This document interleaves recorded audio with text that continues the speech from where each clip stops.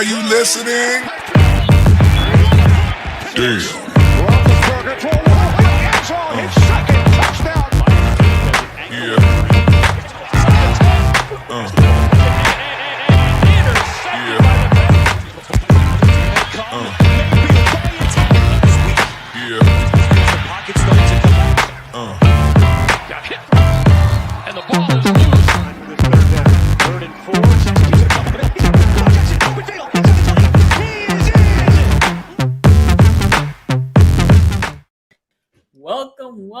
Welcome to another edition of the AFC North Top. By the way, the people that voted for Tony or Ace, they were the one being late. Disappointed in you.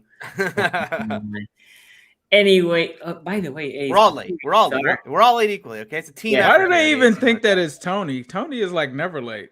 Tony's never late. Wow. That's right. So.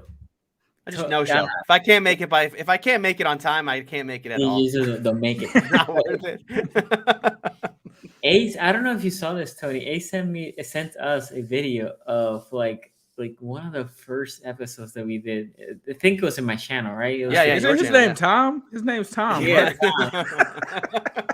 Dude, I was looking at it. I was laughing. I'm not gonna lie, I was laughing. It was Moncrief take, huh?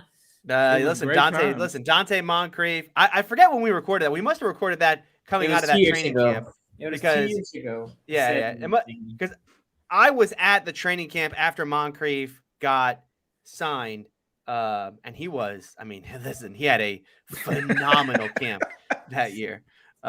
So I regret nothing. Because if you don't listen, if the guy has a phenomenal camp and you don't acknowledge it, what are we doing? What are we doing? You also did that with Skip, right? Isn't Skip the other Tuzar? Tuzar? Yeah. Listen. Yeah, he had once again had a phenomenal camp, and then people forget led the league in sacks that year. In the preseason. That's right. That's right. So once again, I'm gonna take the W on that one. Small victories. Okay, so Ace, you had I forgot who was doing a podcast. Yeah, it was actually Tony Pauline, who's a draft insider. I was just talking to the guys backstage about some of the bombshells that he dropped today.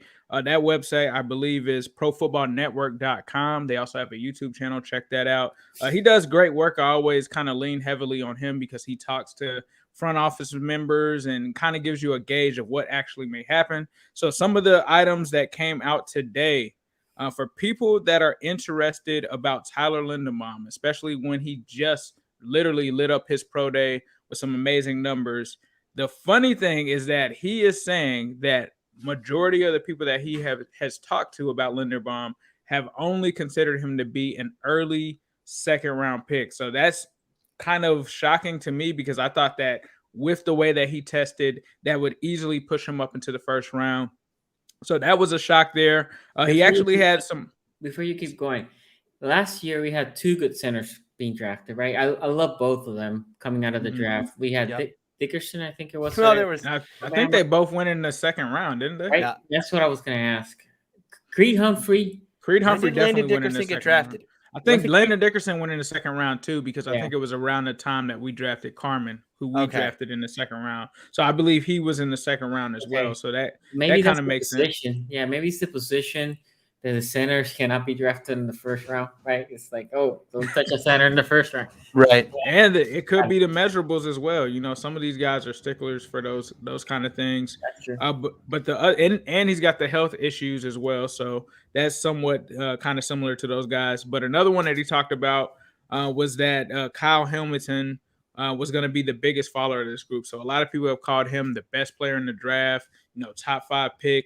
He's saying that most teams view him as a mid first round guy. So if there is someone to fall from this, it will be him. And the biggest riser is Walker. So he's got Walker saying that most teams actually have Walker as the number 1 player on their boards as well, and not Aiden Hutchinson, which was shocking to me as well. When you get over into the tight ends, the one thing that surprised me that he said is that Jelani Woods is the number 2 tight end that most teams are being considered, which is shocking to me. They didn't really like this tight end class, but they feel like Trey McBride is far away the number 1 guy. but instead of it being Dulcich as the number 2 guy, he's actually the number 3 guy as far as that consideration. And if you're an Ohio State fan, Jeremy Ruckert apparently is being pushed down because of his injuries, with him getting a 4th round grade from teams. So that may be a steal for someone in the later rounds as well. If you're into punters, which I know Bengals fans are, and I know Steelers fans are, do the punter. This might be the biggest take. So everyone was talking about Araiza, however you say his name. Apparently, teams feel like Stout, the punter from Penn State, he's being graded higher than Araiza. And those two guys are expected to go between the 3rd and 5th round. He said on his show that he said the reasoning was that this Stout guy was actually at the Senior Bowl, and I guess a lot of teams were able to view him at the Senior Bowl, and they said that he did really good at the Senior Bowl. I don't know how you really evaluate punting. I don't know how you do that. But clearly, apparently there's going to be an upset in that department. And then for the corners. Who asked about punting? Hold on. Come on. I'm sorry. I'm coming in late. I know we're going over Tony Pauline's rumor mill that it just came out. He said a 3rd round pick for a punter. 3rd to 5th. 3rd to 5th. That doesn't make it any better, Tony. Well, listen, a 5th round pick is bad. A 3rd round pick is. Name me the one punter that was drafted by a team and has been with this team for like 8 years. Couldn't do it. Although, names had punters. Remember J.K. Scott? No. There's a guy. He's on the Bengals. There's a guy on the Bengals. Kevin Hubert. Yeah, we drafted him out of UC. He's very old now. That's how long he's been with us. He's been with us through the Marvin Lewis era until now. Now I could get with the kicker. Wow. There's been times where Ace has been, I'm glad I have Evan McPherson. Ace barely remembered it until he had to think about that. How are we justifying this? Yeah. How are we justifying this? So I hate to talk bad about Kevin Hubert because he did an interview with us, but he did kind of have, he wasn't the field position part of it. The field position part of it, he kind of struggled with. You could kind of tell like he's kind of getting older. The punts weren't traveling as far, and then it was like, ugh. So that's the whole reason that Bengals fans are looking for it. But it's not something that you should normally consistently just be saying we need to attack punter in this draft. I agree with you on that. The logic for people when they draft kickers, right? Because they assume it's just so easy to find one, right? That the scouting is so advanced that kicker and punter that we know surefire how to find these positions when we really have no idea what we're looking at punter and kicker on how to scout these things and how they jump to the NFL, which is why it's a bad idea to draft them, because it ends up happening. Everybody says this. Oh, you draft a kicker in the 4th round. You don't worry about kicker for the next 10 years. Lie. You could draft the kicker in the 4th round and draft the kicker 2 years later and then have to draft another kicker after that. How do I know? The Browns have done this twice. All right. This year they will do it again, Q, for you, just for you. It's just this is Tony. What is the punter experience like? Because you're living it right now. Like you guys drafted a punter last year. Like and you said he didn't do good. You said he didn't do good. No, yeah. He did not punt well. They took him in the 7th round last year. So I mean, look, if you're ever going to justify taking a punter, it needs to be in the 7th round. The 7th round. Okay. I mean, honestly, 7th round picks. And they always say this on for those of us who stay up and watch all the way through the 7th round. By the time we get there, when they actually talk about the draft and they're not doing the 9,000 interviews with whoever they're talking to that day, right? The 7th round is team's draft pick scrolls across the board because they don't even scroll because they want to tell us about somebody else's story. They want to talk about Make-A-Wish bit like for like some guy who like take care of some sick dogs or something like that. Like right, like they don't care about the 7th round at all. This TV broadcast. Yeah, the 7th round is basically just, look, I don't want to have to compete for this guy because, if I don't draft him, he's probably going to end up being an undrafted free agent. And, that whole process, if you ever read into or watch some of the documentaries that get put out by the teams on how the undrafted free agency market works and the craziness that's there, you're just basically taking a guy who you don't want to have to compete for in that market. And as far as like, what's it like with the punter thing? Look, the Steelers have gone, the Steelers have had this rotating door of punter competitions for, I can't remember the last time they had a stable punter. I mean, I guess Jordan Berry was stable in that he lasted forever, but that's not because he was any good. It just they could never bring in a guy who could beat him out in camp. So, but I mean, I'm with Q here, right? A little bit, which is quite honestly, you have the best punter in the league. How valuable is that? How many, like we talk about, the PFF has that stat, WAR, wins above replacement. The best punter in the league versus the worst punter in the league. How many wins is the best punter? We need that stat. Somebody needs to pull that stat. Do you really want to know how good your punter is? Like, I would love to get a PFF guy on, just ask him, like, what is your WAR rating for the best punter in the league versus the worst punter in the league? Does it matter? We're gonna do long snappers next. We're gonna draft the long snapper. Like, if you know how good your punter is, that means your offense stinks, dog. Like, that's the other flip to it. It's not like kicker where, like, the kicker can score points.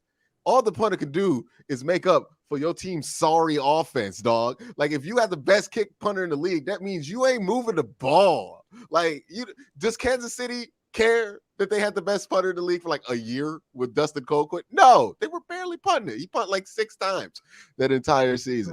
Like, the goal is never to have a great punter. If you could care less. You know what, though? Hold on. Maybe we're wrong. You know who the best punter in the league right now is? Was it the Rams kicker? Yes, Johnny Hecker, baby. They just won the Super Bowl, so we're all wrong. That's the key right there. We all talk I'm about pretty Stafford sure there's going to be and some guy in the Stafford comment trade, section that's going to have, the 500 IQ take that's going to see Quincy's wrong about punters because actually they flip field position and that's 45%. Yeah, I get it. Yeah, I know, but come on, dog. Come on. Honestly, though, look, special teams does matter, right? I mean, I don't want to. We shouldn't come off as like special team does not matter whatsoever. But I think what matters. Probably even more than the punter. It goes too far when I hear this story that I go to YouTube and try to look at highlights, and I'm like, how am I even gonna know if this guy's a better punter than the other if you guy? watch a punter highlights, dog, I don't got nothing to do for it. Like, you need to on his highlight. This is what was hilarious on his highlight tape. Apparently, this guy kicks field goals too. The guy that's supposed to be above the Penn State guy. And then they showed like a trick play where it was a fake punt, and it was him. Hold on, no. Listen. Okay, we're talking about what is it like the punter experience. The best thing that happened last year after the Steelers drafted Presley Harvin is the video went around of him throwing a beautiful spiral touchdown on a trick play on 4th down. I think it was against Florida State to like win that game. So that's what it's like. Is if you draft a punter. Get ready for, oh my goodness, did you see this trick play that he executed on some random game that's literally never going to be repeated in the pros whatsoever, and you're going to forget about this on opening day. I will give him credit, though. He did throw a spiral. He did throw a spiral. Yeah, he did. That's very important when you're looking at it, when you're evaluating the punter position. All right, Andy Dalton throw some spirals in the football game. All right, no, I'm just saying, like, look, no disrespect to anybody who likes punters and likes evaluating. Maybe you punt yourself, right? If you punted in high school or maybe you punt for college, okay, I understand you got a dedication and a love to this craft. But if you just a random dude that's got a punter as your avatar and you mad at me about my disregard of punters, just know they don't even make a fantasy position for punters. They don't even make a fantasy position. No, dog. You could do the weird leagues where like you draft individual defensive players, right? You do kickers, all that. So one position in sports. I guess offensive line's the other one, right? You don't really do fantasy for offensive line either, but yeah, punter. Yeah, you know who was the most famous player of the Cleveland Browns in the expansion era? Tim Couch. No, Chris Gardocki. Okay. Oh, he was good. He was good. Yeah. I remember Great punter. Went to Pittsburgh, right? Great years there. Yeah. Gardocki was good. I remember Gardocki. Okay. There's a reason why I know a lot about Chris Gardocki. Back to punt. Okay. That's what I heard all the time. It was Chris Gardocki back to punt. All right. Another 3 and out. Oh man. Okay, we have a couple super chats and then I want Ace to finish his list or his rundown. Aqualon here says if you have any Muppet or comic characters as your bae. Okay. Who will it be and why is it Bert? Also, what is your guys' opinions on the draft needs versus VPA? How does your respective team feel about it? Thank you for the next. Let me go. The first question, I don't know. I barely understand what it means, but the second one, Draft needs versus VPA, which is something I feel like every year draft time is something that gets debated. Yeah. You get your BPA on a position of need. You have just a couple of position of need, unless you have a glaring hole, right? Steelers. But the rest of the division, right? You have a couple of holes, but nothing glaring. So you have maybe like 5 different positions that you want to upgrade. So you get the BPA on those positions.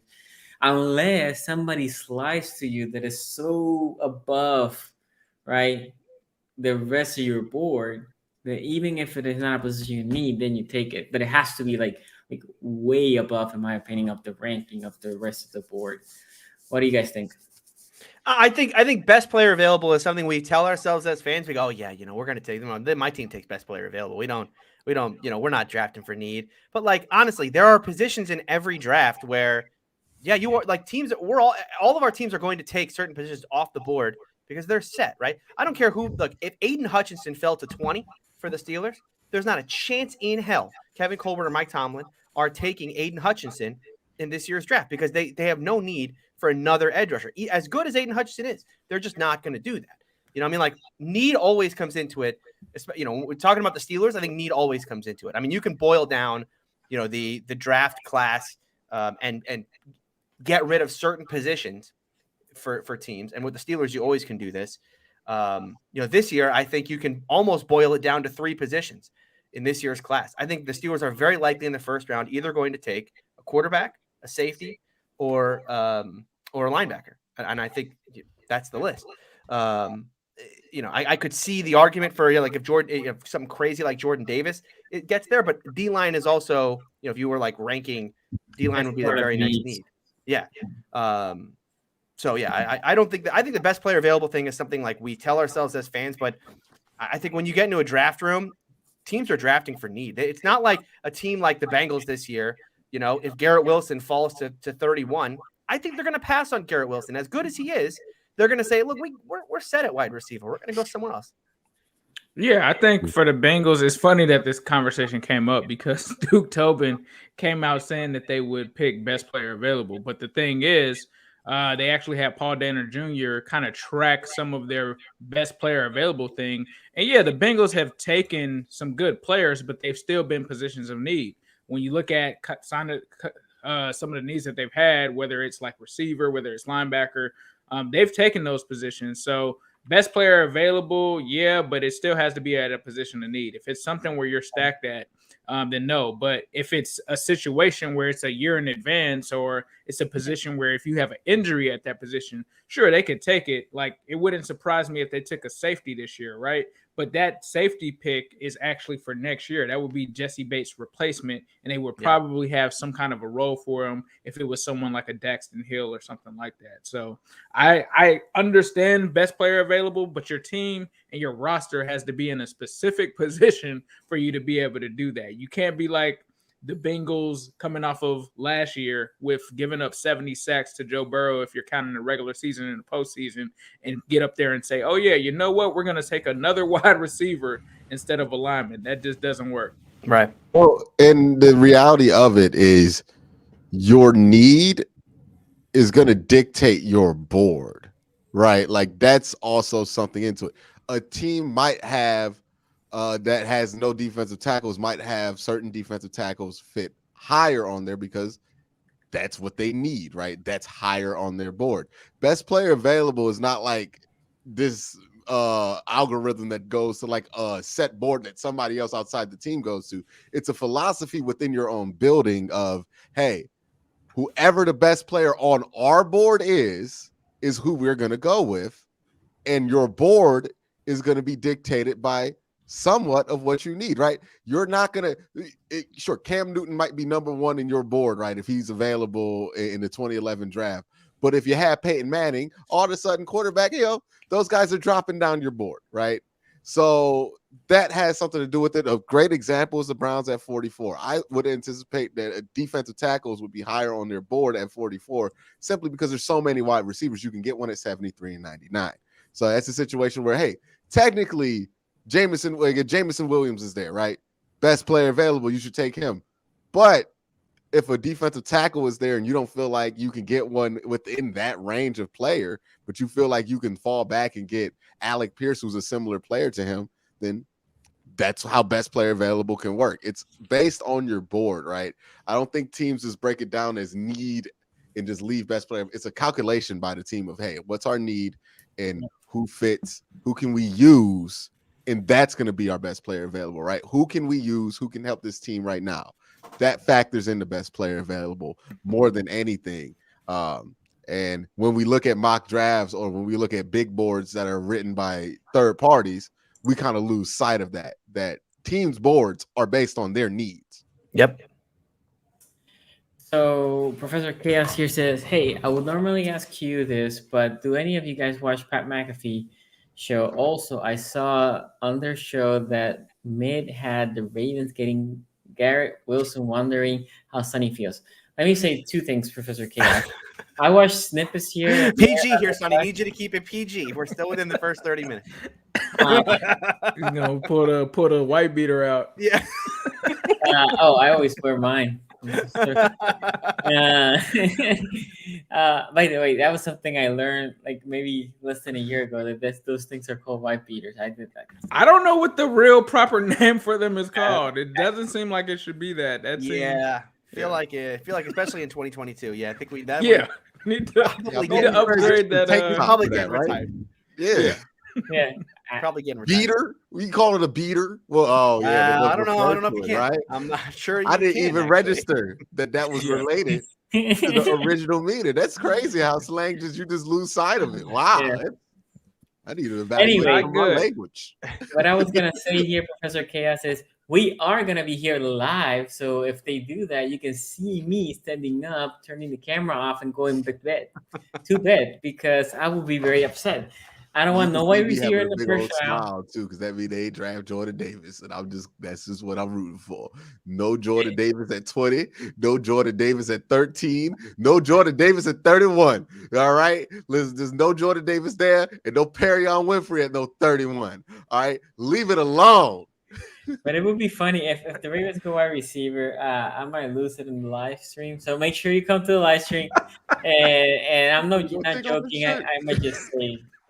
Sonny does not like wide receivers. I love wide receivers. It's so not be a trade, not be a trade, not be a free agency, not be in the draft. You to talk Ace, when you draft wide receivers, it be AJ Green and Jamar Chase. He be getting Brashad Perriman and no, but I was actually Hollywood Brown and Bateman. Last year I was in for Bateman, right? I wanted them to draft Bateman.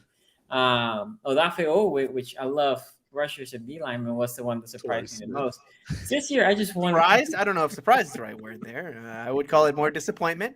I would say Odafe was your wide receiver of last year. Yeah, fair. My point is, last year I wanted Bateman. They got Bateman. I was ecstatic, right? There's somewhere a video of me celebrating, and then they got Odafe. I was like, oh well. Anyway, so yeah. Wait, hold on. This is a good derail though, because so for me, obviously, people know I have this worry that the Steelers are going to take either the fourth or fifth quarterback in this class at 20, and it's going to be Ritter, Pickett, Willis all gone, and the Steelers end up taking like Sam Howell or Corral, and this is not what I want to pick in the draft. The Pittsburgh Steelers select Carson Strong, quarterback, Nevada. I will also be ending the stream early. But like Ace and I know Ace, they don't pick till 31, and Quincy it's not till the second round. But do you guys have a guy like that in this class where it's like someone who's been rumored to go to you who you're just feel like? No, there's a dude from last year that went to the Bills. What's that? Rousseau? Yeah, there's no Gregory Rousseau in this class, right? Gregory Rousseau, who ended up actually not being bad. Well, it's still up to. But it's early. No, you're right. I listen. Up to debate on that one, but I still think that's not first round production you got out of him. But we'll see. He had a couple of games. 1 year so far. Yeah, he had a couple of games. I didn't see him do much in the playoffs, though. Did he? Was he one of those guys? Was Star Lutulele had a good game in the playoffs? I didn't see Rousseau in there. But nonetheless, I guess like My biggest fear is that they don't draft the defensive tackle at 44 and they end up with like John Ridgeway as the solution. You know what I mean? At defensive tackle, which is just, I don't love that. I think that man is not going to make it long in the NFL. He has like the upside of at best, you hope he could be, what's the dude's name in Pittsburgh that y'all kept cutting and he just come back? James Brett Harrison? Kiesel. There we go. That's Brett Kiesel. I don't think Brett Kiesel got cut. Brett Kiesel got cut. Well, Brett Kiesel got released all the time, and then y'all would be like, "We beard." Yeah, that's right. He actually did not get cut. His beard was just continued to grow. It would just be like, I remember like for like 2 years straight, the Steelers would be losing, like somebody get injured. They were like, we're bringing Brett Kiesel off the street again. All right, Brett Kiesel. No, I think you're thinking of someone else. I don't think Kiesel got cut. You're probably thinking of someone else because Brett Kiesel came off the street. Like he definitely came off the street in 2014. That's how the Bengals used to do Chris Crocker back in the day. They used to be like, all right, see you. Bring him back. We didn't even give him his whole jersey. At the end of his career. Yeah. At the end of his career. Yeah. He did come back in 2014. Yeah, that's the upside. And then like the probable thing with John Ridgeway is like maybe he could be Jamie Meter.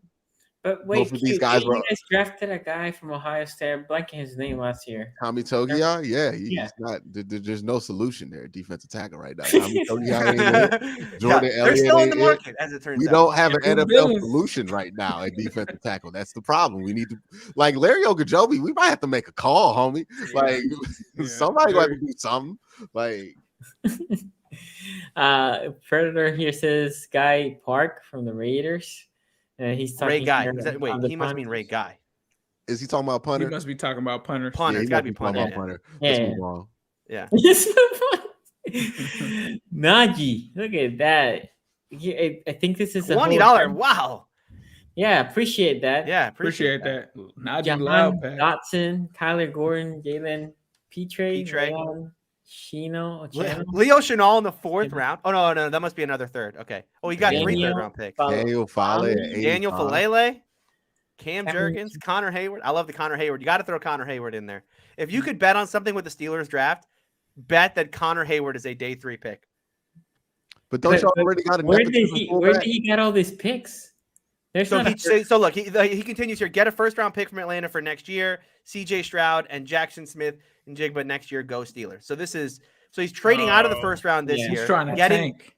Yeah. Getting out of the 1st round this year to compete next year. That's what Philadelphia did. By the way, Philadelphia is in prime position to do whatever they want in next year's 1st round. Right? I don't know. I mean, they have heavy competition. Do you know? You've seen the other 4 teams who have 2 1st-round picks next year?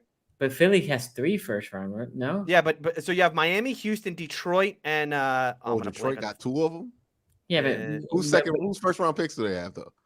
It's Miami, Houston, Detroit, and someone else, and I can't think of the 5th. The Giants. I think they must have the Rams. They probably had a Rams 1st-round pick. But my point is, if you think about it, Philly has the Saints, Bears, and then they have one more, or it's just 2.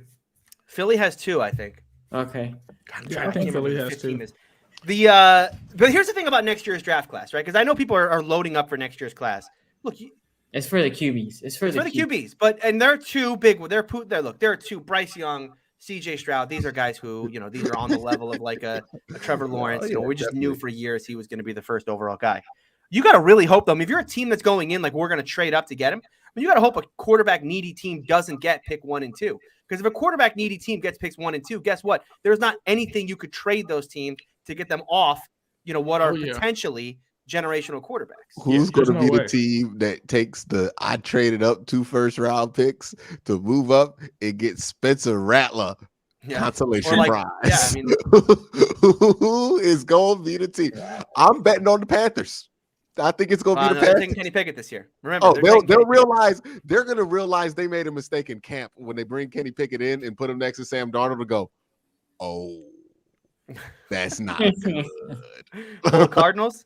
Yeah, I would say it's never been done before, but the Cardinals did this. So. Wait, what you gonna wait on Kenny Pickett? If Kenny Pickett though is not good right away, what's the point of drafting? But aren't they saying now it's between Malik Willis and Kenny Pickett as the 1st quarterback taken? There's no way it's between Malik Willis. It is. It is. No. That's what they're saying now. It's between those 2. Yeah, I think they pick 2. the betting markets have it almost even. And the reason for That's that, crazy. I keep saying this, Even. the Panthers are all in on Kenny Pickett. I mean, They're going to trade up for Kenny Pickett. No, they're just going to take him No. at 6. So the question is, Oh. is Malik going to go before 6? Because if he doesn't go before 6, To the Pickett likely Lions? comes off the If board. Malik Willis he's is the first on the one. board. And They're they saying there's draft going to be a run on edge rushers early in the top 10. Ooh, So yeah. where those guys fall in between that is going to be super interesting. But the problem is, if the Lions don't pick a QB, the Texans are just keeping. I Are the forgot the Texans name. really sold on that guy? I think they're basically Oh, saying Davis this Mills? guy's They not like good Davis Mills? next They're year. sold more on Davis Mills than I think they are taking a quarterback in this class. Yeah. But my point is, so those Texans are the two- team with the second one. Texans are the second one with a second pick next year. Sorry. but you had the Lions. So if the Lions don't pick a quarterback, then the Texans no quarterback, Jets no quarterbacks, Giants no quarterback. Did you hear the rumor today? No. The Giants are in on Ritter. The Giants They like got Ritter. to be taking a quarterback. Can There's you? no way that Oh, you Danny in the took Dimes second Giants. round, stays. right? There's no You way took Danny Giants. No, Dimes first stays. round. Ritter's going first round. They're going to trade into the first round. No. Yeah, Ritter's Ritter is supposed going to either go 5 or first 7 round. potentially. Yeah, he might go to Giants the have Steelers 2 top too. 10 picks. Yeah, He might go to They're the going to Steelers draft too. Desmond Ritter. they can draft. Listen, Ritter's they there can at 20. I mean, I'm already like I Ritter told you is in that the video most yesterday. winningest. I'm making the most excuses winningest right now, Mark. quarterback out of this crop, which is crazy. But he's like the most experienced and most winningest. So they're I saying mean, that's that a Giants move. he's supposed to go in the first round. Boy, that QB smoke be strong in those offices. If this Okay. is what they really This discuss, is why you have a cornerstone guy like we all 3 of us have. Now, Tony, you're living in 4 what of is us have. called Why am I not wearing this shirt? Where is it? I wore it yesterday. You talk about listen. We what, all have what in the world Magic is going Mitch. People on? get used to it. Okay. Mitchell Before- Rubens. Before we Wait. go to this question here, Tony, let's play some Bills, man. Oh, of course. With the first pick in the NFL draft, Ball Saxonville has decided to pick Manscaped to stock up their D. Manscaped, the leaders in below the waist grooming, have sponsored us to make sure you don't get booed out of the bedroom like Roger Goodell on draft night. Support us and head to manscaped.com and use the exclusive code AFC North Talk. AFC North Talk, all one word, at checkout for 20% off and free shipping. Everyone's been asking why combine athletes ran the 40-yard dash so fast this year. Well, a big reason is because the Lawnmower 4.0. This elite electric trimmer now serves over 4 million men worldwide. That's a lot of aerodynamic pants potatoes. Because of their ceramic blade and skin-safe technology, your nicks and snags will be reduced. After trimming, your package will look as big as what the Seahawks got in return for Russell Wilson.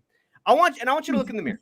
Do you see any nose or ear hairs dangling? Look, fellas, the ladies out there think that long nose hair is a major turnoff.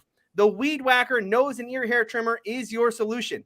Why not use the best tools for the job? Their performance package also comes with anti-chafing performance boxer briefs, a travel bag. The Crop Preserver is anti-chafing ball deodorant, and the Crop Reviver is a spray-on toner. They've also launched some amazing hygiene products for men, ranging from cologne-infused body wash, 2-in-1 shampoo, and aluminum-free deodorant. Head on over to manscaped.com to get 20% off and free shipping with the code AFC North Talk. That's AFC North Talk, all one word, 20% off and free shipping. Okay. We still talk. Hold on, wait. Kenny Pickett at 6 over Malik Willis. Like that's a real thing that could happen. It's This is either what I or. hear. It's This is supposed. what I Those hear. are Is it supposed to 50? be Like the it first like two. I Those know are the what first two is this quarterbacks. like 50 like actual 50-50 like odds that this could happen? I heard at the combine that from people who were there that the Panthers were all over Kenny Pickett, and then I heard at the Pitt Pro Day from people who were there that when you see the Panthers people interacting with Kenny Pickett and the Pitt coaches, it looks like someone who they are seriously considering with the 6th overall pick. Yeah, Maybe smoke screen. Maybe. No, maybe I don't think A so. smoke screen I don't has think to be so. believable. This is too Not- unbelievable to think it's a smoke screen. This is like, and it's Matt Rule. But you got Sam Darnold as the quarterback, though. I feel like not saying Kenny Kenny Pickett. Pickett is any better than Sam Darnold. I would take my chances. I think I would take my chances with either. This is where because we know Sam Darnold is not good. we're gonna say that because we don't know if Kenny Pickett's not good, right? But we can be pretty sure. No, I think you're coming at this from a place of like 10,000 foot, very reasonable view of this. But again, we're talking about the Carolina Panthers. Let's think about what's happened to Carolina in the last 5 years. They have a new owner in David Tepper who came in and is like, I'm going to change this. We're going to become a winning franchise, right? And then they paid all this money to Matt Rule, who came in and he's like, look, we're going to go and we're going to get our quarterback right now. We're going to trade for Sam Darnold. We're going to rejuvenate a quarterback who was ruined by Adam Gase and the New York Jets. That was a massive, massive failure. They have egg on their face from that. Both the owner and the coach do. And now you're in a draft class where you can take a quarterback who, what is the thing that always gets said about Kenny Pickett? Safe. Look, you might not be getting Patrick Mahomes here. You might not be getting Josh Allen. But come on, I mean, the worst case scenario, you end up with Kenny Pickett. And if you are Carolina and you are Matt Rule and David Tepper, you look from a reasonable person like me and you, Q, we're like, that's stupid. But when you're in that situation, when you're like, look, man, I've already got egg on my face from this quarterback thing. Let me just get someone who I can just, please get me out of this Mac mess. Jones pick. It's you like the talk Mac yourself Jones into pick. Kenny Pickett, of course. Yeah, but Mac Jones was 15, right? Mac Jones. But Mac Jones, Jones like Mac Jones wasn't a 4-star athlete coming out of high school though. Like Mac Jones was like a well-regarded recruit coming out to Alabama. Like there is significantly less pedigree. But did he put up the same numbers as Kenny Pickett his last year? Yes. He put his up last year at Alabama, similar numbers. He had like 55 touchdowns. Numbers? Okay. And I promise you, in the 3 games he played for Tua, he probably outproduced what Kenny Pickett did his entire junior year at Pitt. Like this is not the same level of prospect, dog. Like Kenny Pickett is a significant. They found the player. I don't know. See, grinds his gear. No, man. Yeah, he really. I'm out. This is not like Mac Jones. Where my whole take on Mac Jones last year was it would be stupid to trade up for Mac Jones, but it wouldn't be stupid to take Mac Jones at 15, right? My take with Kenny Pickett is taking him in the top 10 is a disaster. That is dumb. This is not something that should happen. 15? No, he should go in the first round. Well, that's true. I agree with that. I mean, Kenny Pickett gets taken in the first round all the time. I agree with you that he probably shouldn't get taken, but I understand. Yeah, but this is what I'm willing to stand on. If I'm wrong, dog. Like I'll live with it because I think the math is correct. I've double checked it. No, Kenny Pickett is a 3rd round pick. That is a 3rd round. But some people did say that about Mac Jones last year. Some people were he shouldn't be a 1st round that far with Mac Jones. I thought Mac Jones was a first. Well, at first, I was like, Mac Jones in the 1st round is a little crazy. But then after a while, I gave in to that. I am absolutely. So we got 2 weeks left. We'll talk to you again on draft day. We'll see where you're. I'm absolutely maybe not you with come it around. on Kenny Pickett. Maybe you come around in the top 10. Not being drafted to my team. That's all I have to say. Dang. Hey, you never know. You never know. As we're gonna be live here, is the Steelers trade up? And if you want to be mad, Steelers are gonna get a quarterback. I'm convinced they're gonna get a quarterback because between these guys, they should be able to get one. There's a rumor. If you want to argue with me about this, tell me the last time the low floor quarterback worked out in the 1st round. My bad. The high floor quarterback worked out. Tell me the last time the high floor quarterback. Oh yeah, you know what? That's a good idea. We'll see about Mac. We're only 1 year in, so too early, but that is true. Mac Jones has worked out. He was the high floor guy. 15th is where you take high. I still have egg on my face. Jones is actually high floor. Wait, hold on. If you have a good quarterback, who cares when you take him? You don't wait till 15 because you're like, okay. If you think he's a good quarterback, you take him in the 1st round no matter what. Who cares? You know this QB draft. Do any of us? Okay, what percentage of confidence do any of us sitting right here have that that Kenny Pickett's gonna get an extension after his 5th year option? What percentage? Yeah, what percentage of confidence versus the other guys in this draft? No. Or just based off of every other quarterback in the league. Do not weight him against this terrible draft class. That's why. But that is the reason why he's being taken where he is because of the rest of the class. If Kenny Pickett was the starting quarterback, or if you're the Bengals and Kenny Pickett's the 1st game you play, it's a dub. It's a dub for sure. But if I'm the Panthers in this draft and I have Sam Darnold and I have egg on my face, like Tony said, and I have to take a quarterback, I would take the safe option for them because if Matt Rule picks the wrong guy, he's gone. Like, let's just be no real. matter If he what, picks the he's wrong Matt guy, he's Rule. going. Do you imagine they gonna have him in the quarterback room with Cam Newton and Sam Darnold and then little Kenny Pickett? Got to have different Cam pencils Newton is than not in that everybody team. else. But I'll say this draft class for the quarterback reminds me of the 2011.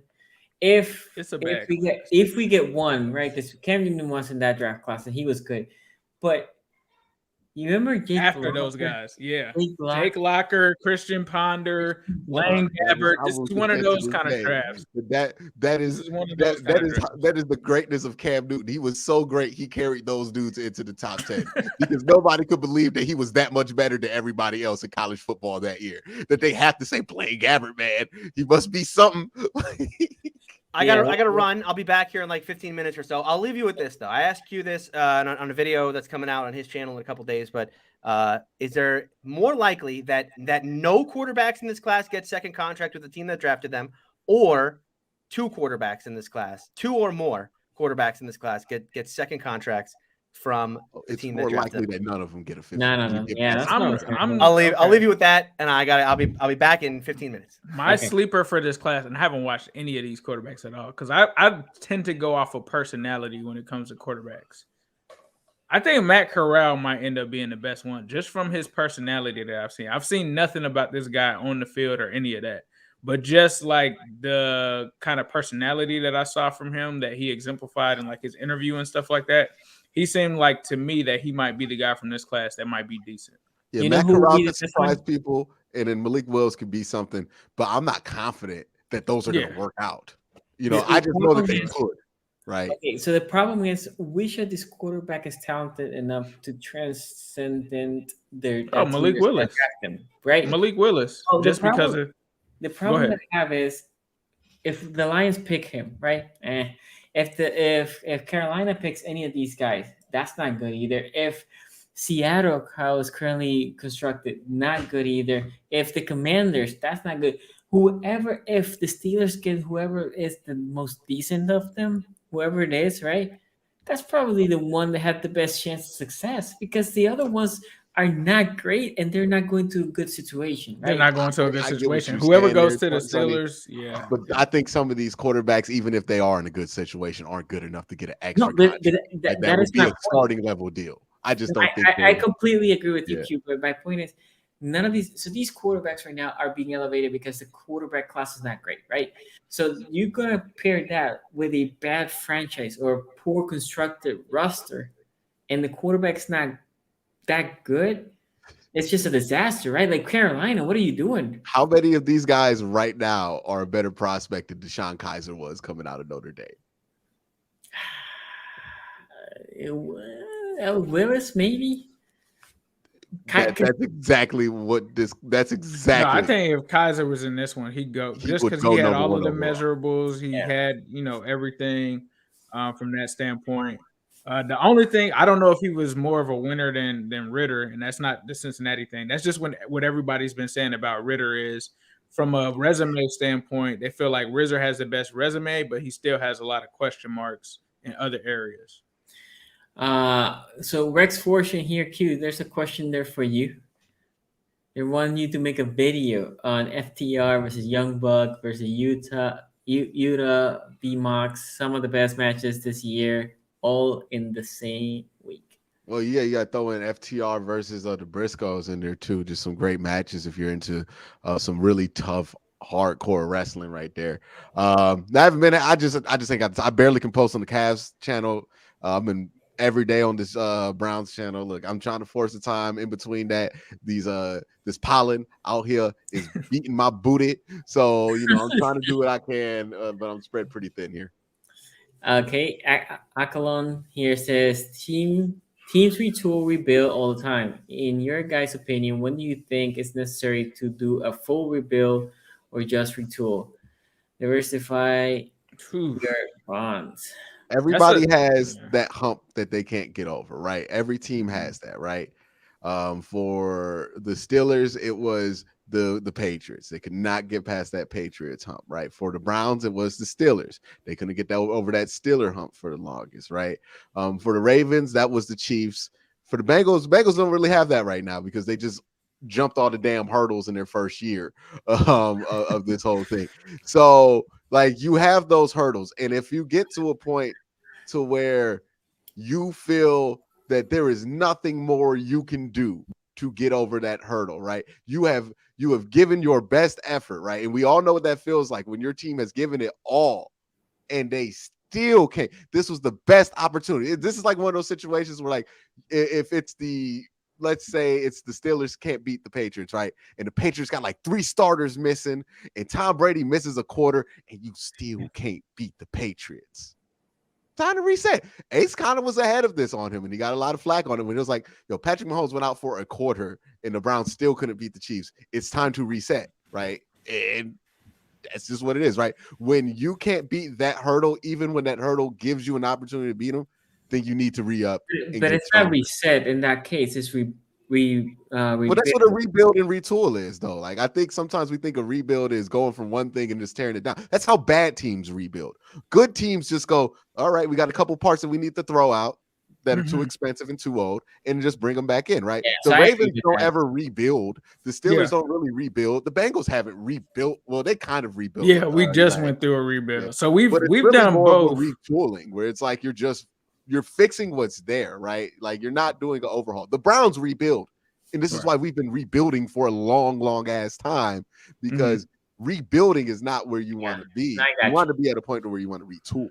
Yeah. So for us, we the Bengals have been through a retool and a rebuild. I would say what I would consider a retool for the Bengals is when Carson Palmer left and they swapped out essentially Carson Palmer for Andy Dalton and AJ Green, right? They kept Marvin Lewis. They kept most of the defensive staff. They kept literally the same staff, honestly, outside of them bringing in Jay Gruden as an offensive coordinator. They kept Mike Zimmer, kept that defense, and then they just literally kind of kept those same guys, right?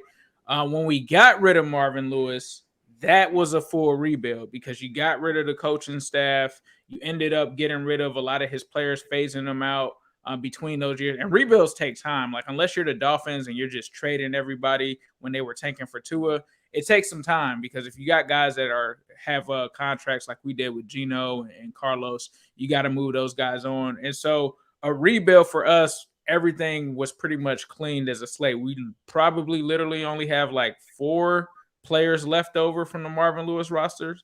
And that's like Joe Mixon and Tyler Boyd, and I don't even know who else. Jesse Bates, who he may be on his way out, but there is a difference. And I think for the Browns, they didn't need to do a full rebuild. They just needed to retool, like Quincy said. So they went and got Deshaun and did that. And I think the Ravens did something similar, right? Like, they got rid of Joe Flacco and changed some pieces here and there, but they kept the coach. They kept everything for the most part the same. They just changed some pieces out. So Nemo here says Sam Cook, Ravens punter, was drafted in 06. I didn't even remember he was drafted in 06. I thought he was undrafted. But yeah, he's been with the Ravens forever, Q. So I just want to know, do Ravens fans have Justin Tucker jerseys? Do you own a Justin Tucker? I know you have a jersey. Justin Tucker jerseys. Yeah, if you would just pick a jersey that I will allow is Justin Tucker, right? It may be a Pat McAfee jersey if you're a fan of his show. But that's more or less because you're a fan of his show. You just rocking his jersey, and you should get the Pat McAfee branded Pat McAfee jersey, whatever. All right. But any other kicker that you get his jersey on, Ace, I better not see you out here with the McPherson. I don't know what his number is. They sold out. I'm not gonna lie. During that playoff run, they sold out. But that was when he was hitting the game-winning field goals in the playoffs. I know, but still, I couldn't imagine being at the team shop looking at Jamar Chase jersey, Joe Burrow jersey. Let me get that McPherson jersey. Like, come on. I will say this. So Tucker, especially with the female Ravens fan base, I see, other than the Lamar jersey, obviously, the next 2 I will say for the females that I seen in the stadium were Tucker, and I hear right now Patrick Queen is, that makes sense. Yeah, that makes sense. Queen on the back. Yeah. You could put Queen on the back. They ain't really do buy a Patrick. Well, they probably don't even know who he is. They just that's a jersey. Look, I like those fans. That's either a dude giving a Valentine's Day gift to his girl who don't really know who Patrick Queen is. It's like, no, baby, I got this custom made for you. It could be the 48 or the 6, right? Like, it don't even matter which one. Professor Chaos says, I would rather draft Jordan Davis and let him punt. QQ will be on that. Honestly, I'm team make them kick and punt. I'm tired of wasting 2 roster spots. Make them do Right. both. Why Do can't they both. do both? I don't know. When did we decide to specialize this? I'm down for going old school and let them kick and punt, especially if you So got a that good kicker. means you can probably taking the punt. kid out of Penn State. You Yeah. taking the kid out of Penn State. That's the only way you could justify it. If you think he can take both spots and you can save a roster spot with him, all right, you can take him in the 5th. But the only thing is, who's the placeholder? He can't be the placeholder. Backup quarterback. Backup quarterback. Backup That's what it used to be. Okay. That's what it used to be. Backup quarterback. That's and we kind of act like dangerous. we act like some dude can't just hold the ball that don't play. You know what I mean? Yeah. Like you always Yeah. can have a dude who don't play. What Alden Tate could hold the ball. You know what I mean? He wasn't doing nothing last year, so he could have did it. So the backup quarterback used to be that, and then when the starting quarterback got injured, then they used to leave the backup quarterback, which is starting, to still be the holder. Remember, that's how Tony Romo get the whole fumble the kick, because he was the Fumble Rooski. holder. 'cause I'm he became team. being the backup to the holder and all that. I'm team. Let the third string running back be the holder. Right? Something go wrong, he gonna be able to run it. Right? I'm team switch it up. Have a 2-position kicker and punter, and have the backup running back with a third string running back hold it down, because he ain't taking no reps in practice. What's a third string? How many plays does a third string running back really need to know? Run straight, run left, run right, fly over here in the flat, or do a slip screen. That's all you need to know. You ain't gonna be in the game for the complicated stuff. So get out there and hold these kicks, man. What if not to derail this even more? How hard does that, like, how much does that hurt if that guy misses and hits your finger? Like, and hits your hand. He kicks your hand. This is a professional. I don't know why we have the quarterbacks holding the ball, right? You take the one position where the dexterity of your fingers actually matters, and then you put it at risk.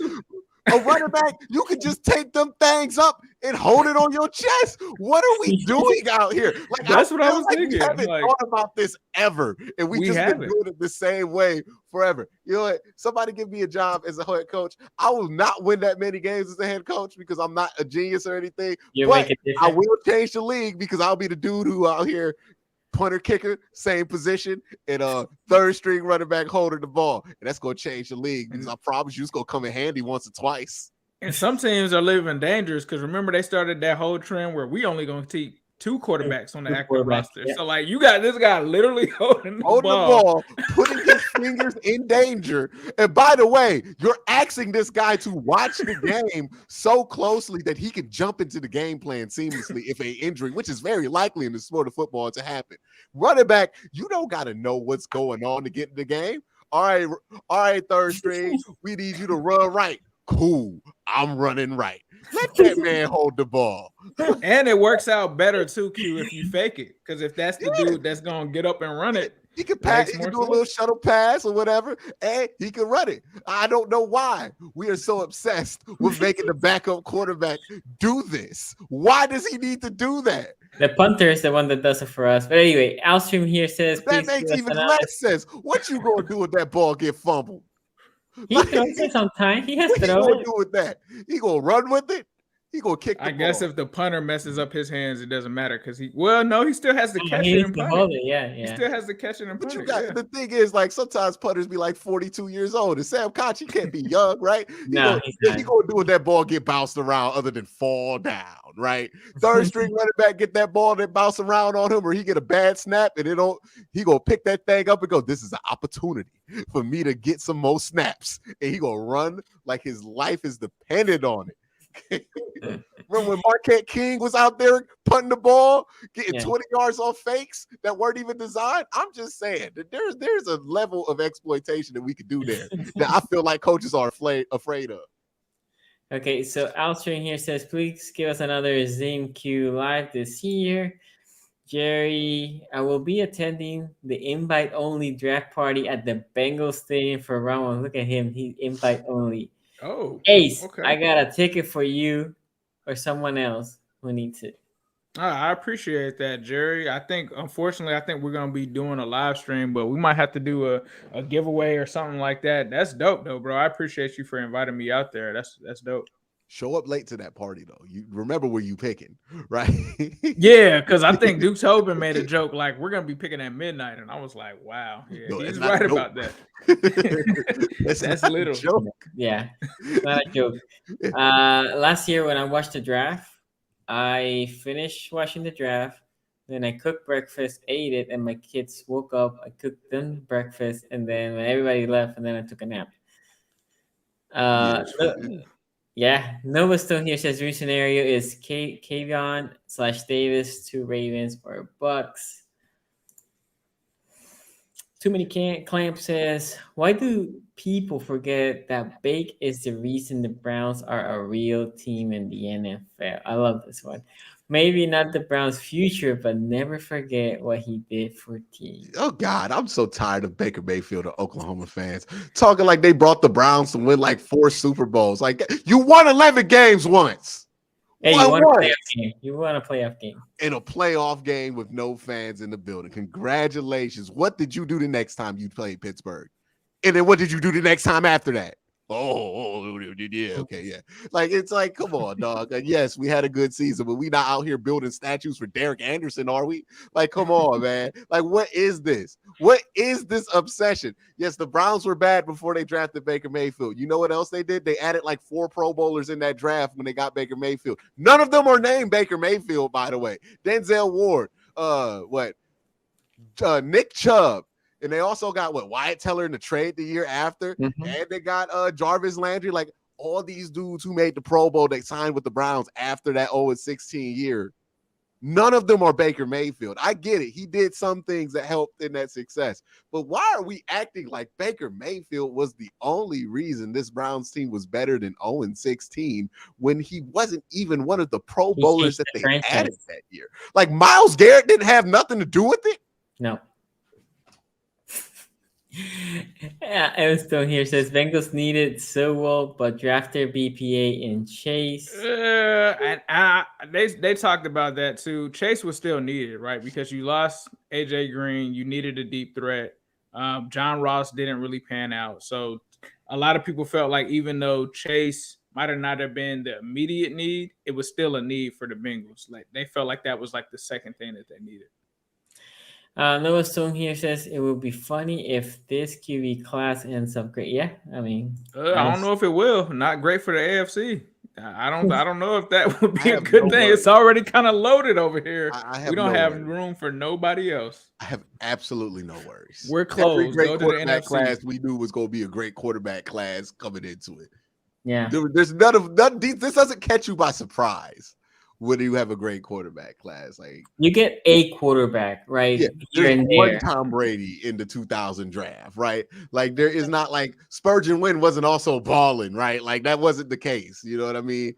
Like, nah, man. Like remember when we could go back to 99. Remember the 99 draft supposed to be this great quarterback class? Browns and the Bengals at the 1st and 2nd overall pick. Who went? Tim Couch and Achilles Smith. Oh man, don't remind me. Have we not got off a quarterback? I've been gone for 20 minutes. We passed on the Ricky Williams trade. We did a quick detour, Tony, at that we should innovate special teams by letting the 3rd string running back be the holder instead of the backup quarterback. You missed that one. Yeah, you missed great. How it makes no sense to have your backup quarterback be the guy that takes the snap on a field goal because he could get his hand kicked or something like that. Why are we putting the only other player who's snaps? He's used to catching snaps. He's got soft hands. He's got them soft hands. Nah. But what if the kicker messes up and then your quarterback goes out of the game? What happens then? Then you have to bring this guy in. Listen, we all have had the 3rd running back, like the ground and pound running back who has like just stone hands when it comes to the passing game. You don't want that guy. That's true. You don't want that guy. Tony, you do not want that guy holding field goal. Well, what do you mean? You don't want Jeremy Hill? I don't think I do. Tony, I just want to see like those running backs that everybody's like 5th round grade on. And they're at the pro day taking snaps. You know what I mean? Taking some snaps. A new portion of the combine. taking the snap. You know what I mean? Long snap. I and have to hold. agree with somebody that wrote a comment. It's not a super chat, but it just speaks to me. He says that it's a weak quarterback class, but it's better than the EJ Manuel, Geno Smith draft. And I Yeah, have that's to agree another with one, him yeah. that one. There's one player that you could justify going in the first round. That's why it's better. Because Right. Malik Willis is in there. If it's not, you looking at EJ Manuel going 13th in 2013. Hey, Geno Smith's still out there. Geno Smith Back was to Seattle. and Geno Smith was high ceiling guy in that draft. Yeah, But he that's was. how you knew that one was bad because EJ Manuel went high in that draft. Yeah. That's how you knew that. Gino that didn't one go was first bad. round though, right? Gino went Yeah, second. No, round. Gino went second round. Yeah. In a pink, Okay. in a pink polo, in a pink sweater. I remember I felt bad for him. He had to change outfits because he was in the green room the whole first round. Yeah. Okay, so we have some super chats. We'll continue, but I know Ace doesn't have a whole lot of time. Let's do this mock draft, and then we'll finish the super chats. We can trade. We couldn't trade. Oh, I'll nice. toss. I'm very curious to see what this board. We can here trade? has. Because Oh, you put it PFF on was there- just way too hard. The PFF is just way too hard. It's like You you're not pay going for to it? get We can anybody. trade. Hold on. We're doing their player rankings where we want to do a draft board where Kyle Hamilton is about to be the number 1 overall pick No, because No, best player in the draft. That's what everybody else is saying. Not a I know, box but like we safety know at that all. this isn't going to happen. Not a so. box safety or linebacker at all. now you see Number one player in the even draft. two. All right, pause it at 12. On pause the draft. Can you pause the draft real quick? Yeah. There's a rumor came out today. Now I don't know if I believe the source. It's from an outlet called U Stadium, but they reported that Sounds reputable. the Steelers already have deals in place to potentially move as high as 7 and potentially to 12. So we're going to be pausing this draft at 12. 7. No, I already did 7, so we've already done that one. We're going to pause at 12 if Malik Willis is still on the board. Okay. That'll be All Minnesota. right, let's do it. Here we go. Pass. Jermaine Pass. Johnson, 6. Pass Yeah. again. Oh, we did it. All right. I have They not. said that there is a rumor that Tony Pauline talked about that the Vikings do want to trade down from 12. He said that they do want to trade out of 12 and move back. Let's go first and a third for 12. And Minnesota will probably decline this, and I'll up the offer a little bit, but let's try first and a third. NFC. Can you throw in Mason Rudolph in this draft? First and a third? Yeah, first and a third. What the hell? They would say take Mason Rudolph off look, and would. very likely. They They would. say take him out First of and a the third field. is good enough? All right, see if you can sneak Mason Rudolph off the team too. Yeah. Can you put Mason Rudolph in this? Then it's gonna go. Then the bar's gonna go It's backwards. like draft day. Yeah, in reverse. because- Give him David Putney. Give him David Putney right now. There's no. Evaluate. Is third round too much to go to take him up to go to 8? Ooh. They did say. Oh, Bang bang. Malik Willis. Done deal. Desmond Ritter. Yeah, Desmond Ritter, please. This is a Kenny weird Pickett. board so far, by the way. Daxton Hill's already gone. All right, do the Ravens Ooh. move Look up at all here? these Do the Ravens take a edges. quarterback here? Jackson Hill. That's my It's true. boy. Kenny Pickett's still there. Yeah, it'll be a seamless transition. Right? You're taking Jordan Davis, right? I mean, there's no chance you don't. No, take Kenyon Green. No. Well, I wanted no the Olave? edge, Although- but they're gone. Yeah, the edges Charles are gonna Cross? fly. Charles Cross still available. Was Kartopolis available still? Yeah, He he is. is. Yeah, he should still be out there. Yeah, he Probably is. edge. Yeah. Go ahead, take him. No. Boye Mafe. They have Wyatt above Davis on the draft network. Mm. In the TDM player ranking. Is it? If That's you go- their ranking. Davis- That's their Is analyst. Davis a 3-tech though, or no? Davis is pretty much all over the Davis, line. listen, Davis has the athleticism to be whatever you want. You know, he's got the listen. He's got an athletic profile we've literally never seen before at the position. So See, what I really want You is know to what check- Davis is? Big and strong. Florida is he? So he's more athletic than Vita Vea. yes, Yeah. no, he's Oh, wow. literally the most athletic for his size, the most athletic defensive history. lineman the NFL has ever seen. Oh wow. RAS score. 10. Whew. Or did it go down to an wait? It is a 10. I'll no, go it's- with Jordan. Gotta be a 10. it's gotta If be. he's not a 10, I don't know. He did a broad jump that's longer than Odell Beckham at 6'6", 360. I don't know how that's What? possible. Ooh. You want to trade up? The Bengals. That's Hold what the on. Bengals want to do. To go to No, they 16. don't. No, we don't. We don't want to do that. You don't wanna give them We're a not second? doing that. Nah, Draft we're another good. wide We're good receiver? on that. Why would we be doing Hey, that? look again. Oh, Bengals are aggressive and moving up here. Are they going to take Kenny Pickett? need a backup. Hey, Kenny Pickett and we're Joe not Burrow. taking this. That's We're not the taking comp it. right there. I'm trying to make this realistic. Duke Tobin's You not got to keep trading him out up. the division. You know what I mean? God. They really want to Great. trade Saints are up. persistent. They No. want out. I'm good. Decline. Goodness Like, gracious. My goodness. Somebody needs to three. work on the logic of their app here. So Just here, hit take decline instead of Bengals exit from- out. Maybe if you do that, maybe it'll Nope. or not. No, it just Oh wasn't no! it. We just gonna Oh, do this. tell me that every single We're team gonna do this offers like every Look, a single 4th time. and 7, Ace. It's not that Let's bad. just keep going. Let's Please. just keep going. Yes. The Let's do Browns. it. No, There this it is is. Browns. Browns on Oh, the line. a second and a Browns. third. No. Is Perrion going to be there?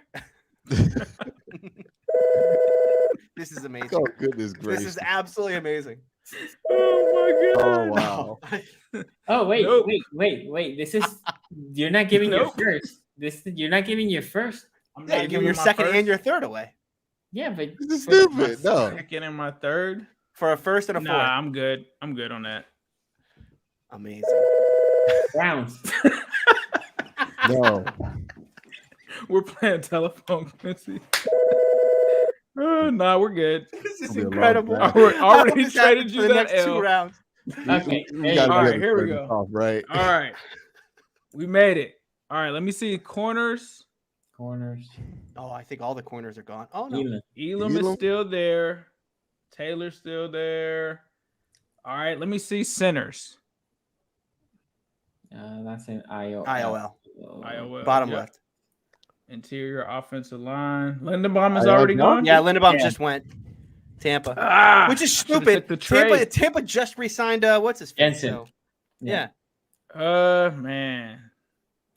I'm thinking. Okay. That's why the Bengals were Let calling. me see Edge. Let me see Edge real quick. Let me see Kansas Edge. City didn't take a wide receiver in this, by the way. They took 2 Boye defensive players. Mafe.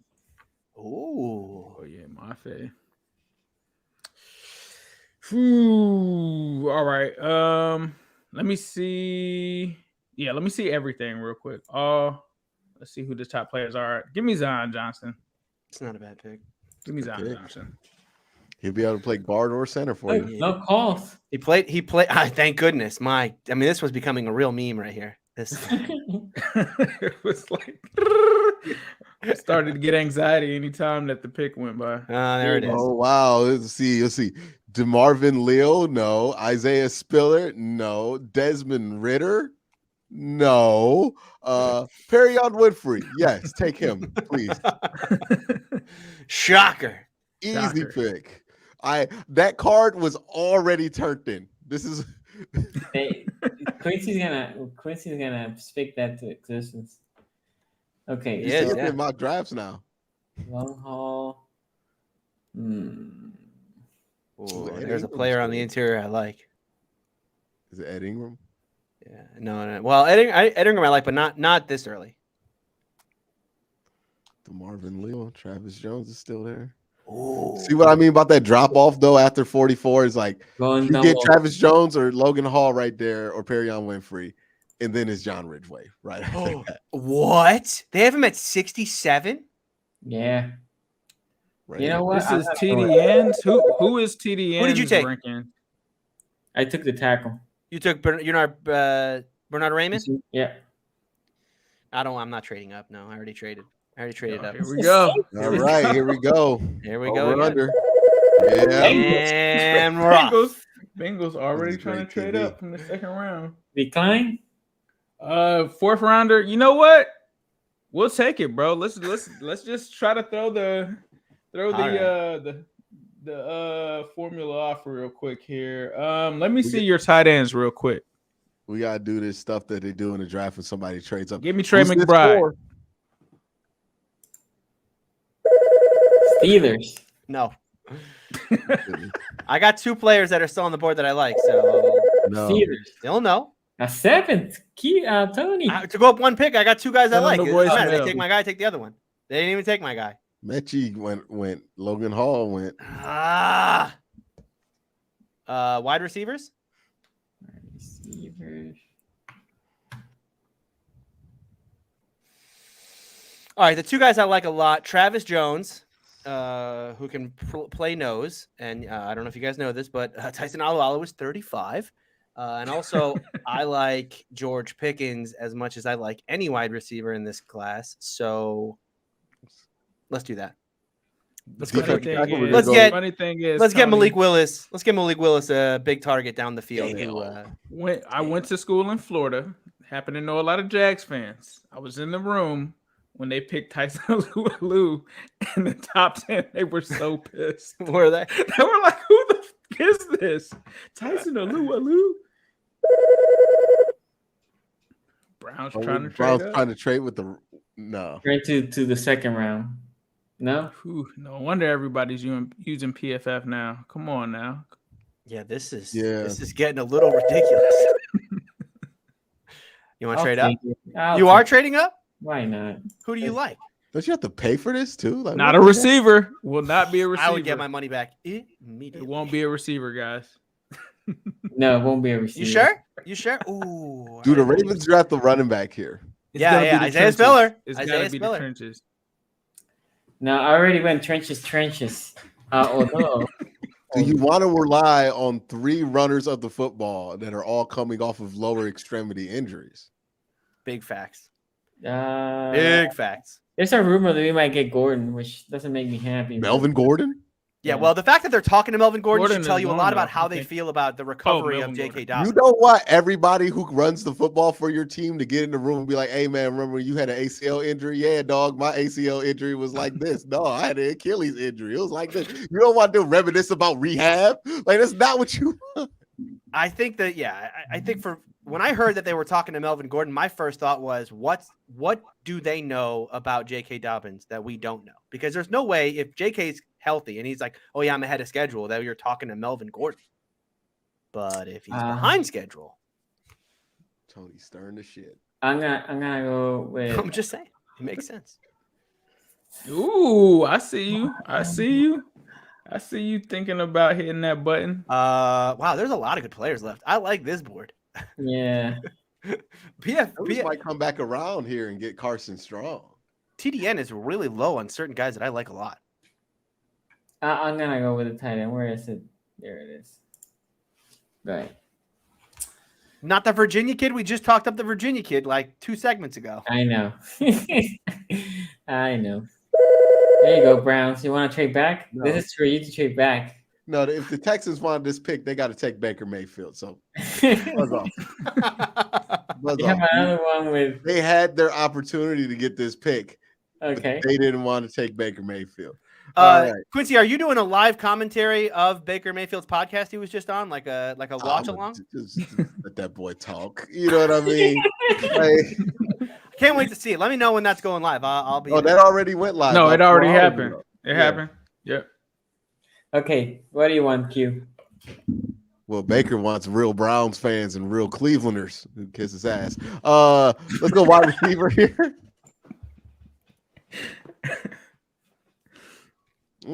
See now, good. All the good ones are gone.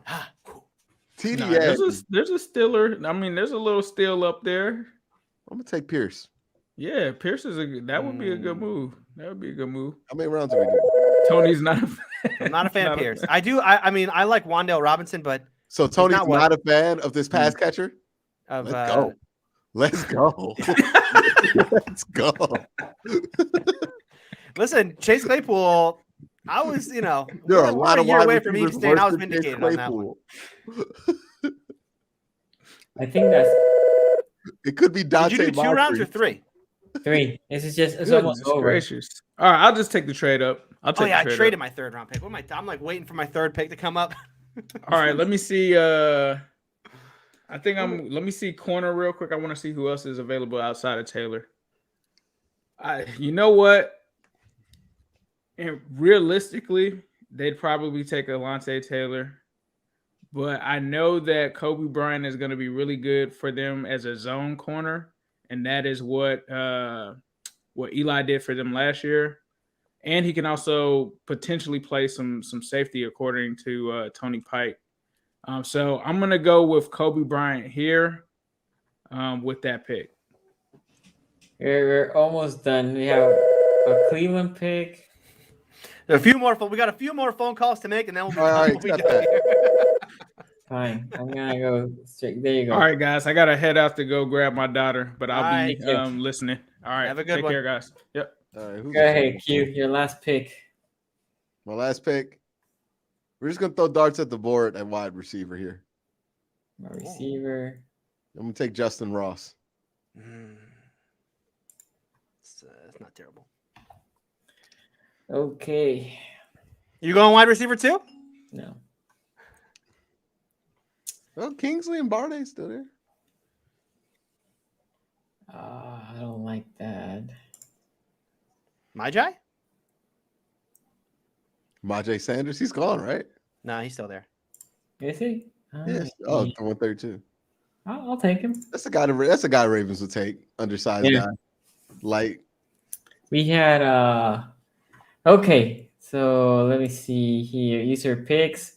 First round, you get Steelers, Malik Willis, Jordan Davis, Zion Johnson, and that's not the first round, but whatever. Cleveland Browns, Winfrey, A+ draft. Raymond for the Ravens. You get Trey McBride. McBride, sorry. Steelers get Pickens.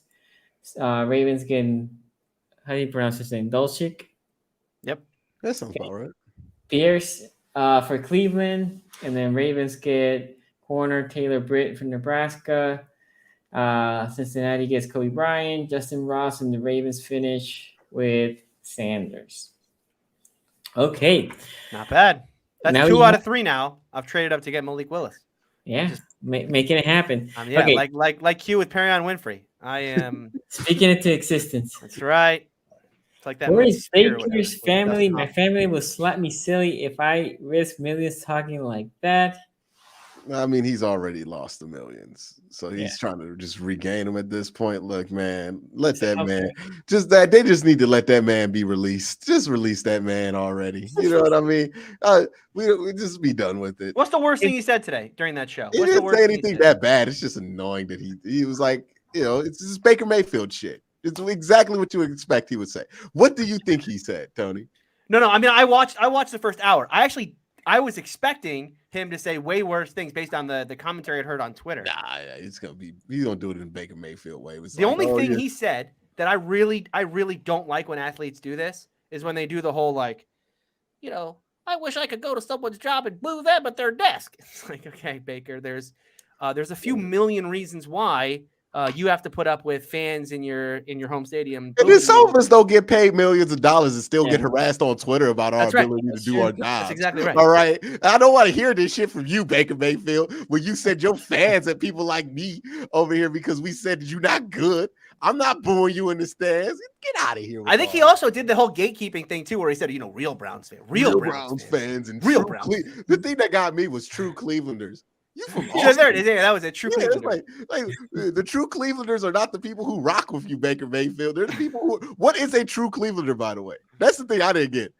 Either you from Cleveland or you not. What's so true about it? Like, I don't know. Just he does this stuff, right? Where he riles up his fan base and he does the gatekeeping, and then his fan base for the next 4 months will parrot the dumb shit that comes out of his mouth because they don't think it's dumb. They think he's actually brilliant.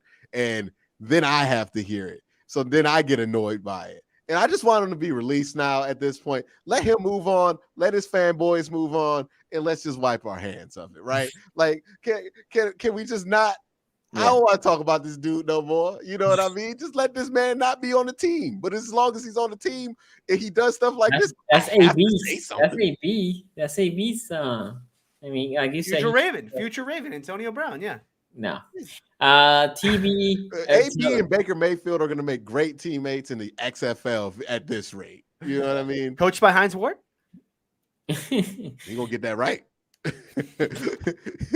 Noah Stone would be know some of the obligated whatever. Obligatory. Yeah, thank you. Tom Brady, super chat. Tom Brady was a 199 pick and is GOAT. Don't need first round. Let's talk about Hines Ward in the XFL. Let's not. Although he did, here's the thing: he got a coaching interview with the Texans. Is there somebody you have more faith that could get Baker Mayfield and Antonio Brown more right than Hines Ward? Because Hines Ward, you ain't gonna do that Antonio Brown stuff to Hines Ward. Hines Ward just gonna look at you and then like, what you gonna do to Hines Ward? He didn't really have a mean. He had a mean play style, but he didn't have a mean demeanor. I hate him. You're not gonna break Hines Ward down. He's constant smile guy. Yes, that's what I'm saying. You're not gonna break him down. And that's what guys positivity. That's what guys like that kind of feed on, is breaking people down. And Hines Ward just ain't gonna refused to be broken, and that's gonna break them. Yeah, you're right. Because he broke me for 12 years watching Hines Ward. Okay? I agree. I hate it with Hines Ward. No. What we really need is those long snapper highlights and draft grades. That's what the second I have to do that is the second I quit. That's when you're done. Q, you should know the Bengals hurdle. It's the Browns. Well, I mean, we haven't kept them from any meaningful progress yet. There you go. Yet, Bengal fans. Yeah. But just know, y'all swept everybody in the division but us. And got swept by one.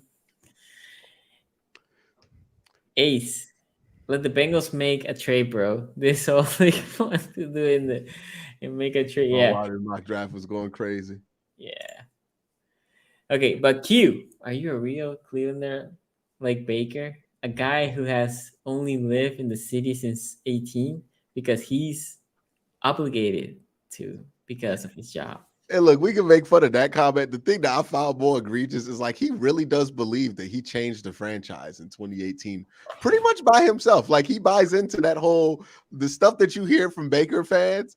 He actually believes it. That's the part that I found shocking when he was talking to his friend, like, yeah, I don't even want to get into what I did for this franchise in 2018.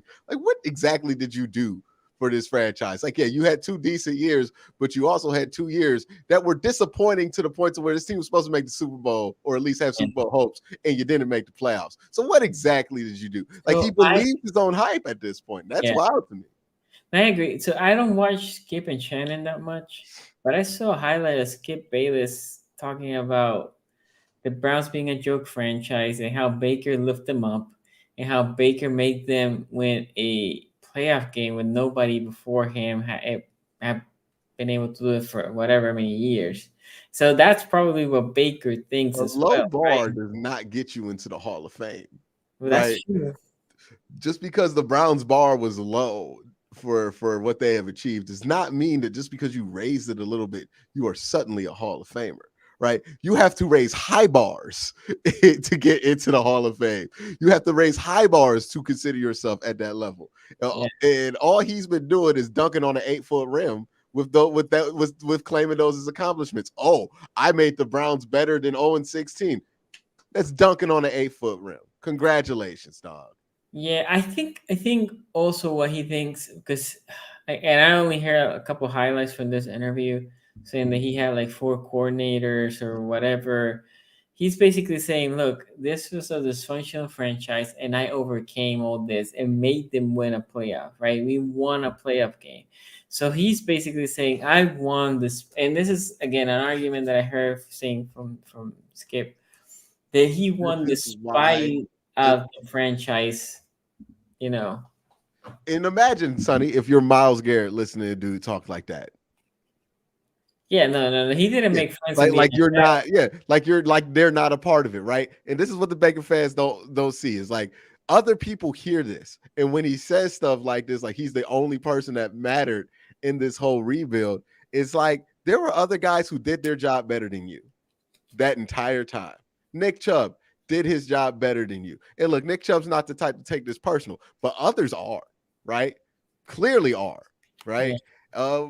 And this is why he has the issues that he has with certain people in the locker room. Yeah, no, I agree.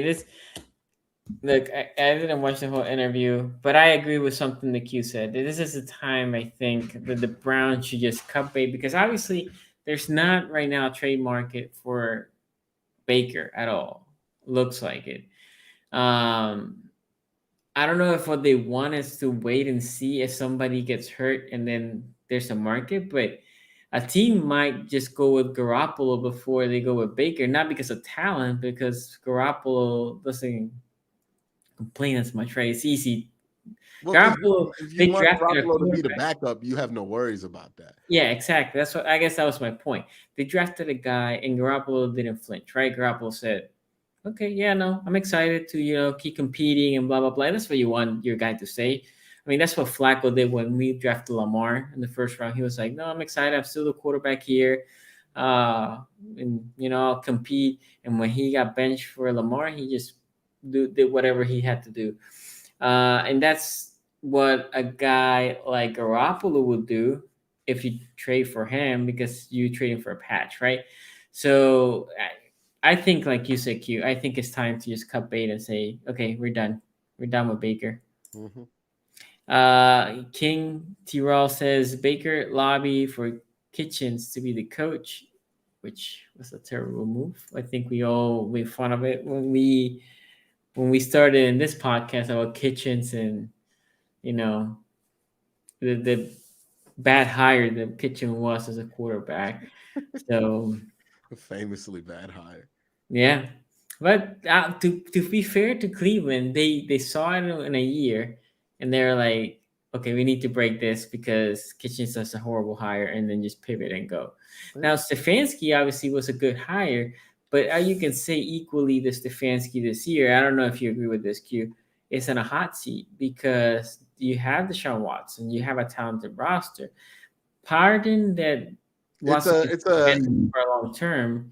You had to have a minimal playoff aspirations, right? Like, well, if it really depends on the Watson suspension. yeah, that's my point. Like, if Watson gets 5 games or less, let's say 5 games or less, this roster, because Jacoby Brissett can hold the fort for 5 games, this roster is constructed to be a minimal playoff team. Right now, the AFC stack, I get it, but if he doesn't make the playoffs and Watson missed, I don't know, 2 or 3 games, then I can see Stefanski being king.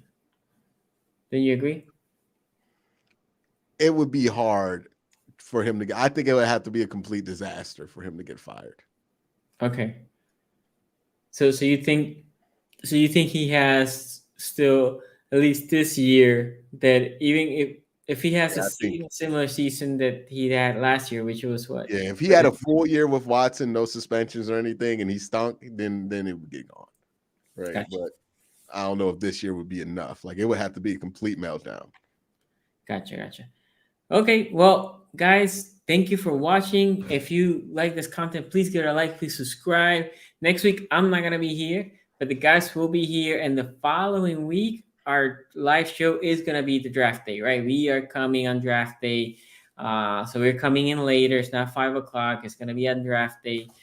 So make sure you subscribe. You hit that bell so you know when we come live. That way you don't have to, be like, oh, this guy's are late. We're always late.